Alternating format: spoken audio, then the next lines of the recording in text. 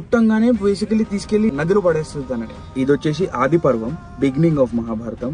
అసలు ఎట్లా స్టార్ట్ అయింది మహాభారతం అనేది ఈ స్క్రీన్ షాట్ ఏదైతే ఉందో, ఫస్ట్ ఆఫ్ ఆల్ దీన్ని ఒక ఫోటో తీసుకోండి. ఎవరెవరు ఏంటి క్యారెక్టర్స్ అని చెప్పేసి క్లియర్ గా తెలుసుకుందాం. మహాభారతంలో కొన్ని సంవత్సరాల ముందు హస్తి అని ఒక పేరు ఉన్న ఆయన హస్తినాపురాన్ని కనుక్కున్నాడు. కురు అన్న పేరుతో ఉన్న ఇంకొక రాజు హస్తినాపురాన్ని రూల్ చేస్తున్నప్పుడు కురు వంశం అనేది వచ్చింది. ఈ కురు వంశంకి సంబంధించిన ఒక రాజు పేరు మహారాజా ప్రతిభ. ఆయన కొడుకు సనాతను. ప్రతిభ చనిపోయిన తర్వాత సనాతను బికమ్స్ ద కింగ్ ఆఫ్ హస్తినాపుర్. ఒక రోజు సనాతను గంగా నది ఒడ్డున కూర్చొని ఉంటాడు. అక్కడ తనకు ఒక అమ్మాయి కనిపిస్తుంది. చూడంగానే హీ లైక్స్ హర్. నేను గంగా అని చెప్పేసి చెప్తుంది. అప్పుడే తనకు చెప్తాడు, నేను పెళ్లి చేసుకోవాలనుకుంటున్నా అని చెప్పేసి.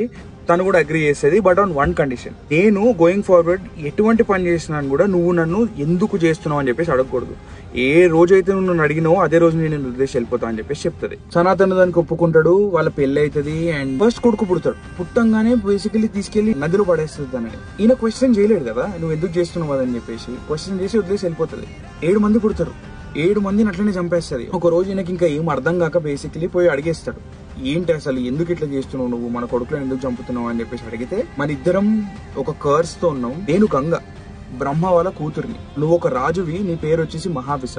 ఒక రోజు మా నాన్న సభ జరుగుతున్నప్పుడు మనం ఇద్దరం అక్కడ ఉండే ఒక ఇన్సిడెంట్ వల్ల సభలో ఉన్న ప్రతి ఒక్కరు తల దించుకున్నారు, కానీ నువ్వు మాత్రం నన్ను అట్లనే చూస్తున్నావు. నేను కూడా తల దిప్పుకోలేకపోయినా. వి హ్యాడ్ దట్ కనెక్షన్ ఆ టైంలో.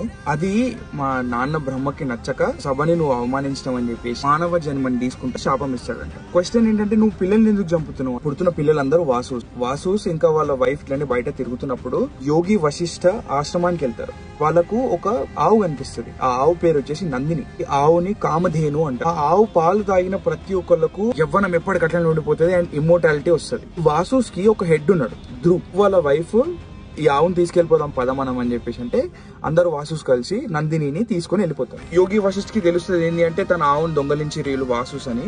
సో వాళ్ళకు మానవ జన్మ శాపం ఇచ్చేస్తారు. సో ఇది తెలిసిన వాసూస్ అందరూ ఆయన దగ్గరికి వెళ్ళి ప్లీడ్ చేసుకుంటూ తప్పు అయిపోయింది అది దాన్ని. వశిష్ఠ మహారాజు దాన్ని కొంచెం మార్చి ఫస్ట్ 7 మంది ఎవరైతే ఉన్నారో వాళ్ళు పుట్టిన 1 year లోనే చనిపోతారు. ఈ హెడ్ ఎవరైతే ఉన్నాడో మీ వాసూస్ కి, తనకు మాత్రం ఈ శాపం తప్పదు అని చెప్పేసి చెప్తారు. ఇప్పుడు ఈ వాసూస్ గంగాని తన మాతలాగా ఉండమని ప్రార్థించుకుంటారు. 7 మంది చచ్చిపోయారు. 8th మెంబర్ పుట్టినప్పుడు తిని అడిగిండు. ఎప్పుడైతే తను అడుగుతాడో అదే రోజు తను వదిలేసి వెళ్ళిపోతాడు. గంగా సనాతనుకి చెప్పి వెళ్ళిపోతుంది ఏంటి అంటే, నేను ఒక పాయింట్ లో తిరిగి వస్తా, నా కొడుకుని నీ యుద్ధ విద్యలు